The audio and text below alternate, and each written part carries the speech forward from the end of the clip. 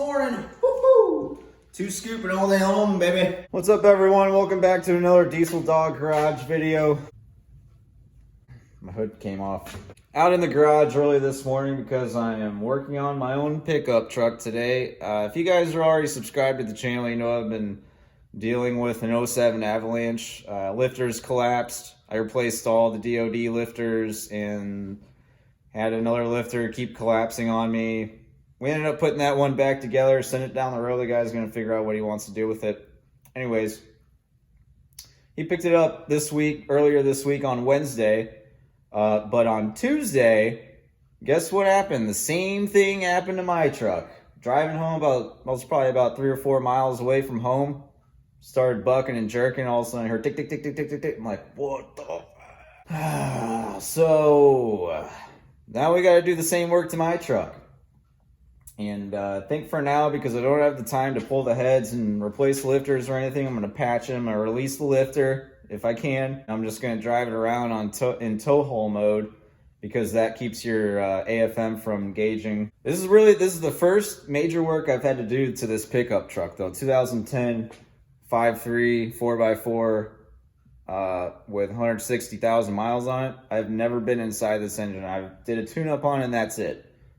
So, I mean, it's made it quite a few miles, driving it every day. It's my daily driver.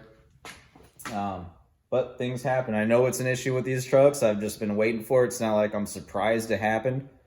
But it's just ironic that I just got done with another truck doing the same thing, and now my truck's doing it. And if we have the same problems with my truck that we did the Avalanche, I'm going to end up burning it to the ground. So I'm going to sip on a little coffee and start pulling the intake and all that good stuff. Yay!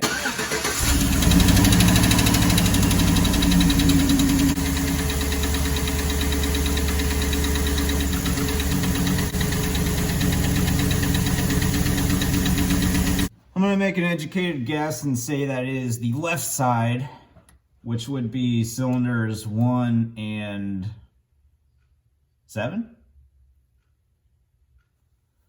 On this side, I believe, if I'm not mistaken. I can't remember. Anyway, so it's going to be this side, I think it sounds like, but sometimes it's hard to pinpoint exactly which sides come from because you can hear it in the middle more. But I'm going to start with this side. If it's not that side, it's not that big of a deal to pull the other side. I just don't want to have to pull both valve covers when I only need to pull one. So we'll start with that. Oh, God. Man, this thing that's nice. Oh, man, stuff's getting brittle on this thing. I haven't had this stuff apart before.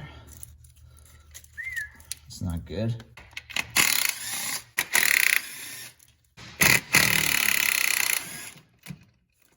My wife loves it when I run the cordless and she's trying to sleep. Gonna hear about that one probably.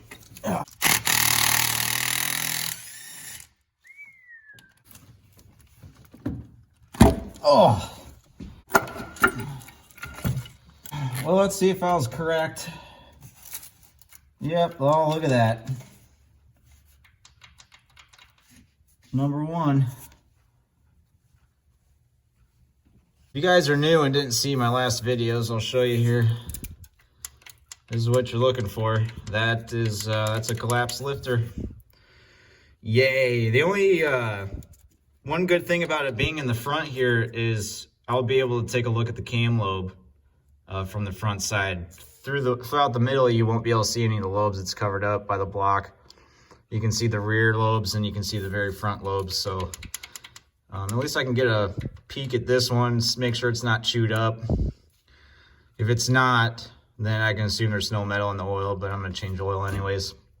So we can start taking the intake off and finish disassembling this thing to get it released. These injector connectors can be a little tricky,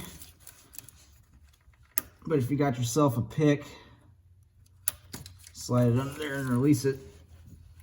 They come out pretty good. Ooh, baby, do you know what's up?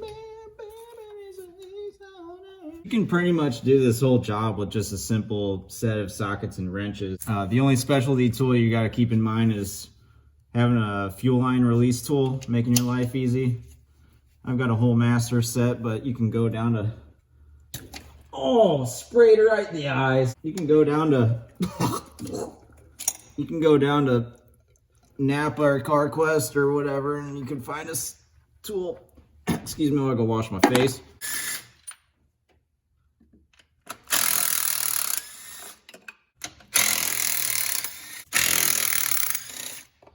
So that we have the intake off, we can get a better look at what we're dealing with over top of the engine here. This is your AFM or DOD oil manifold, which directs oil to all your lifters that collapse and all that stuff. There's gonna be your connector back there for the AFM. That's your oil pressure sending unit. But you wanna get a look at the oil towers underneath this thing, so you're gonna wanna take this off. Then you're gonna take your rocker arm and take your push rod loose, and then you can continue to try to release it, and I'll show you how we do that. She'll pop off here. Oh, pretty easy. There you go. So these are your oil towers here for your AFM system. Oil gets directed through these towers, applies oil pressure to your lifters, collapses the lifter to shut off the cylinder. What happens is the lifter collapses and then doesn't release, and then you get this lifter tick, which means that the lifter has failed. I mean, you can't release this and just go back to driving it the regular way. It's just gonna happen again. Once this happens, it's gonna keep happening. Common practice is to pull the heads, replace all the lifters, put a new oil manifold on, and then you can keep driving it. What I'm gonna do is kind of patch it here. I'm gonna release the lifter. I'm gonna drive it in tow haul mode till I can get it turned off for good, and see how long it lasts that way. Once that fails again, then I'll go another route, maybe put a cam and lifters and delete the whole thing together. It's a pretty simple concept here, guys. You're just gonna take your screwdriver, whatever you're using. I've been using this Phillips screwdriver here. Some people have a special tool they make up with like all thread or something, and kind of grind an angle in it like this to kind of contour to the angle of the lifter down under this tower. But this little Phillips screwdriver seems to be working pretty good for me the past few times. So, and there's plenty of YouTube videos on this, which is how I kind of gain more knowledge on doing this myself. But basically what you're going to be doing is trying to jar this thing loose. Get it to snap back, and you can start out just kind of giving it some taps like this. You don't want to get too aggressive with it. You don't want to ruin anything else. You don't want to put little nicks inside the bore of the tower here. You don't want to chip anything. You don't want to get too aggressive with it. But if that fails, you can get the hammer out and just start giving it some taps like so. I'm not going to do it too hard with one hand here like this, but that's all you're doing. Eventually, it may take some time, but eventually this thing should release on you. I actually goofed up. It didn't hit record when I released this thing, so I actually did get the lifter to release. Just going back over this thing for you guys. Basically, when this thing releases, the push rod is going to pop right out of there. You'll know when it releases. One thing I did see is someone puts the push rod back in and just gives it like a little tap to make sure the lifter internally is seated. I guess because it can snap all the way out, you want to ratchet it back in there a little bit. So that's all you got to do for that. Then you can start putting this thing back together. I am going to reuse all the gaskets.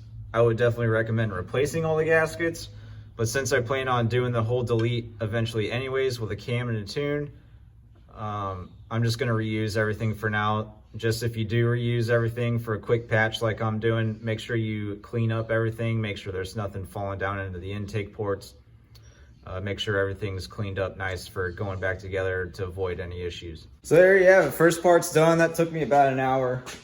I'm pretty familiar with these things, but it's definitely doable if you've never had one of these apart. I mean, if you've got a little bit of know-it-all, like you've tinkered here or there on cars, it's pretty easy to figure out, to be honest. Like I always tell people, just because you haven't done something before doesn't mean you don't know how to do it. I mean, most of this stuff is pretty easy to just figure out. Just think about it a little bit. I mean, don't overthink it.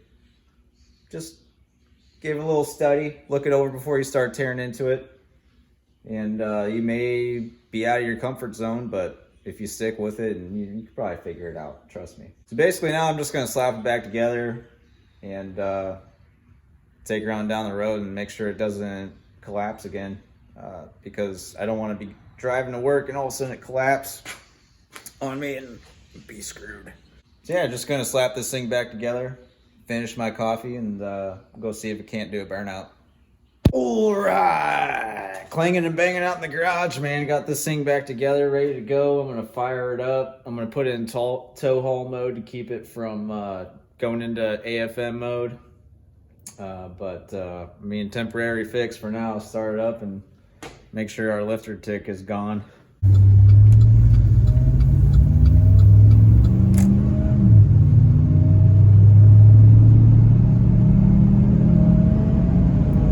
Go ahead and rip her down the road here.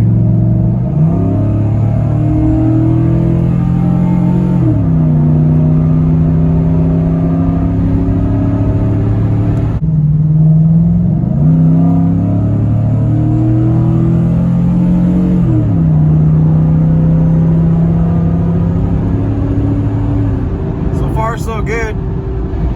Ripped her up the road, coming back home now, and like I said, keeping the tow haul mode on is going to keep the AFM from activating. So it feels a little goofy driving in tow haul mode. I mean, it shifts weird and downshifts weird, and you know, it's for when you're towing stuff. So daily driving, it's not ideal, but that's what I got to do to keep this thing from collapsing the lifter again, so I can get it tuned out of there. That's what I'm gonna have to do.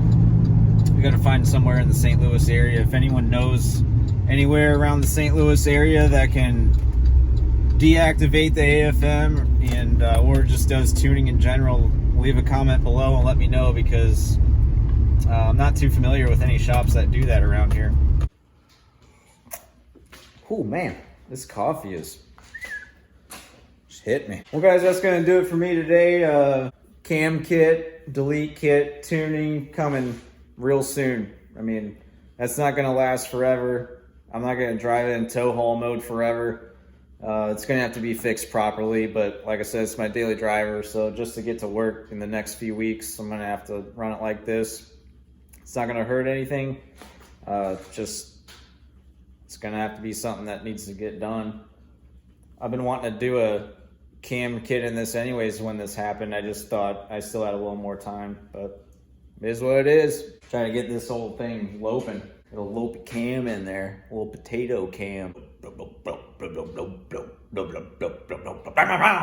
guys, if you're not subscribed already, hit the subscribe button. Follow along if you want to see me put a cam in this thing and how that all goes. Maybe you want to do the same to your vehicle. This will be my first time attempting this on anything, so it'll be a learning curve for me. Rather than just the straight lifter replacement and the oil manifold replacement. So thanks for tuning in. I'll check you guys in the next video.